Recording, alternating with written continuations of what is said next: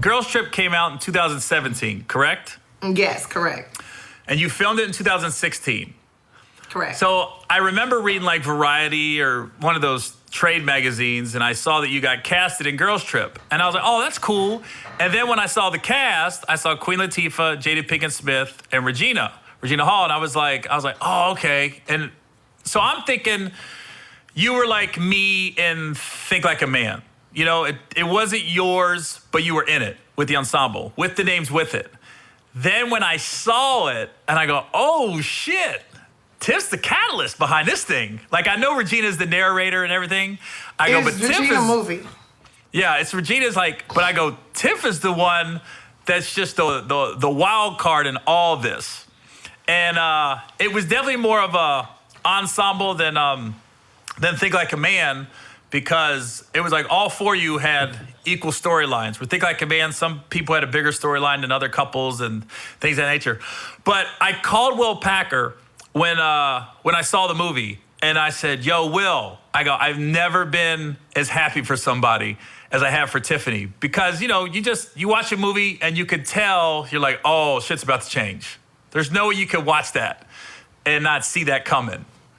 Did you feel that when you were filming it? When I was filming it, I just was like, I'm going to have fun. And I personally felt like, you know, I was just the person to help push the story along. That was my job. And to be funny and just to push things along. I personally didn't think my character had a real story like everybody else's character. Like, everybody else got to make out with a guy. I didn't get to kiss nobody. Everybody else got to, like, do sex stuff. I just talked about sex stuff. I didn't do sex stuff. I mean, you had the fruit. I mean, but that was fruit. I didn't have a real person. Like, the closest thing I got to, like, being intimate with somebody was riding on the dude that was riding the bike's lap. Yeah. Like, that was the closest intimacy that I got to have in a movie, which I thought sucked. But otherwise, when we were filming it, I just felt like I'm making new friends. These women are amazing. I'm learning so much. And every time Queen Latifah was like, just do it, Tiff. Just do that shit. Do that shit. Just go for it. Then I would be like, all right, let's do it. And that's the best. Now, did you make that up, or was that in the script, the grapefruit, the infamous grapefruit scene? That was in the script. When I read the script, I was like, oh, I'm going to get this movie because I know how to do that already, because I saw the video that Auntie Angel had dropped in 2012 of the grapefruit. Oh, yeah. And I tried it in 2013, and I tried it in 2012, and that's how I got a Corvette. That's what I'm talking about. From my, you know, well, it was my Corvette. It was just in my name, but we had put the money down. It was my money. You know what? I bought that shit myself. Yeah. So it wasn't a grapefruit? I mean, it was the grapefruit is what inspired them to take me to the lot and stuff and be like, this is the kind of car you should have. You know, you the woman that should have this kind of car. And then I was like, okay. But even though I really wanted a Volkswagen EOS, I got a Corvette. Now, where's the Corvette now? I sold it so I could get a Volkswagen EOS.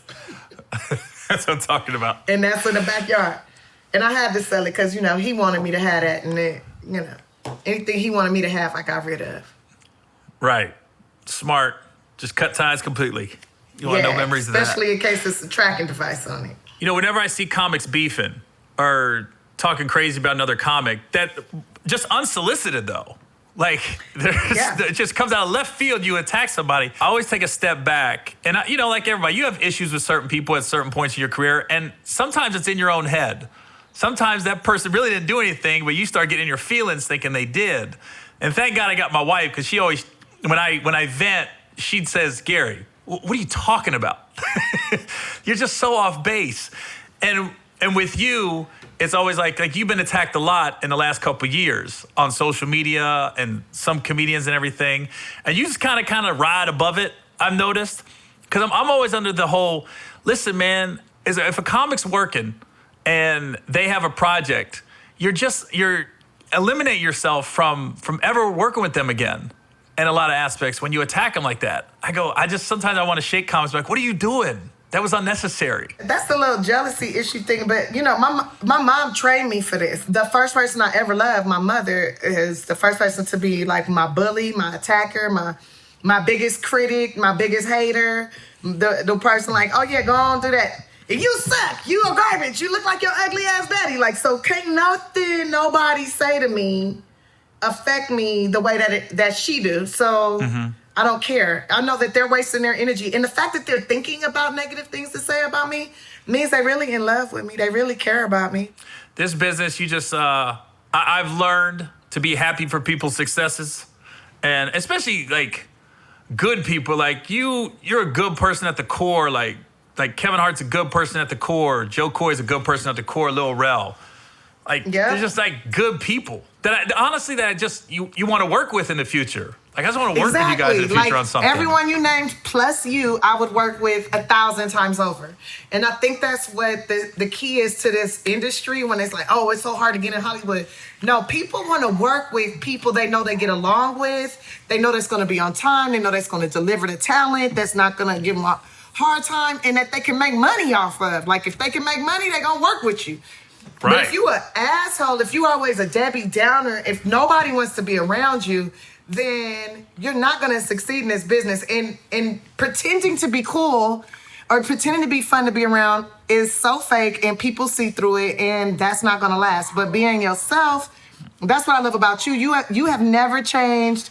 How you talk to me, how you communicate with me has never, ever changed. And I think that's so important because, they say, oh, when you get money, you change. No, the people change. That's what I've noticed. Exactly. And the people that are always the same to me, treat me the same way, are the people that I consistently work with. Consistently, if you ask me to do something, I'll be like, all right, cool, I can do it. Or if I got the time, I'm going to do it. Like I'm doing your podcast. Because you've always treated me the same with respect and dignity.